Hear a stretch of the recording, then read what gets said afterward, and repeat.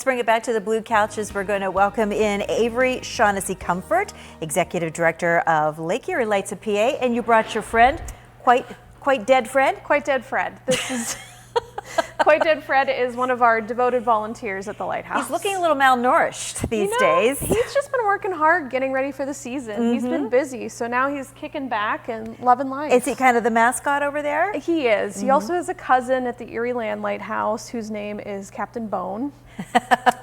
Love it. It's a family affair. It is. Lake Erie Lights of PA, opening day is tomorrow. What exactly does that mean? So we are going to be open for our 10th season to the public this year, which is really exciting. We open 10 a.m. to 3 p.m. for our shoulder season through Memorial Day. Once we hit Memorial Day, we will open for 7 days a week at Presque Isle Lighthouse until Labor Day. Okay. And then at the Erie Land Lighthouse, we'll stay open Friday through Monday with our free days, Tower Tuesday, first Tuesday of the month free, and second Saturdays free. How are the two lighthouses different? You know, they're so related that often I don't talk about how different they are. One is on Presque Isle, of course, and then one is located in Erie's East End neighborhood at 2 Lighthouse Street. So it's right there in the neighborhood in the city. And it's funny, you think there's no lighthouse there, and then all of a sudden you pull up and boom, there's a lighthouse. We're so accustomed to seeing lighthouses on the cusp of water, you know, giving ships signs and signals. Why the land lighthouse? What was its purpose? Sure. So it actually was the original site of the Presque Isle Lighthouse, and it was the first lighthouse on the Great Lakes in America. Yeah. The Canadians will correct us on that. Yeah. But it was important for guiding ships into harbor, into Erie Harbor, and then they realized they needed something for the ships that were coming from Cleveland or coming from the west.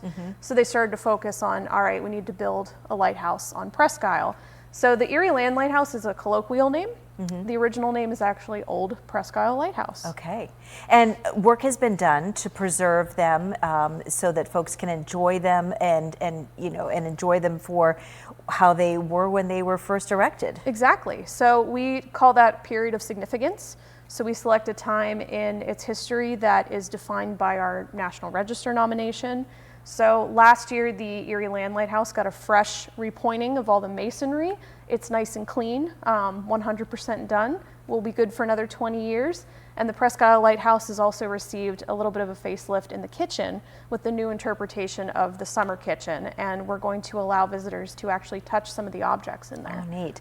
Are there step differences between the two lighthouses? Yes. So the Presque Isle Lighthouse is 78 steps. And if my good volunteer Roger's watching, he always says it's 79. It's one more step to the landing.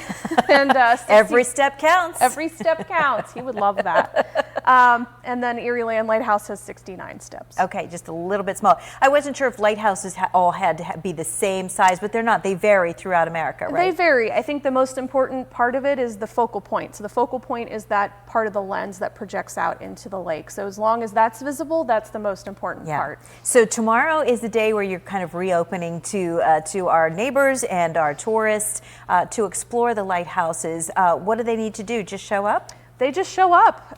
So if you're going to visit Presque Isle, go into the Welcome Center in the gift shop. Fred might greet you. You never know.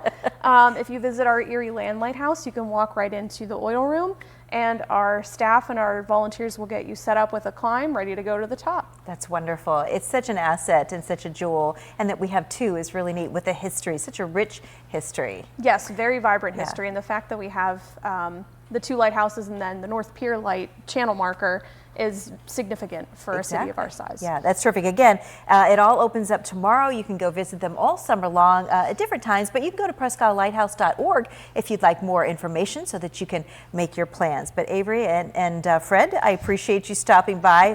Give that guy a hamburger on the way home, okay? He might need several. He might need several. He might need him.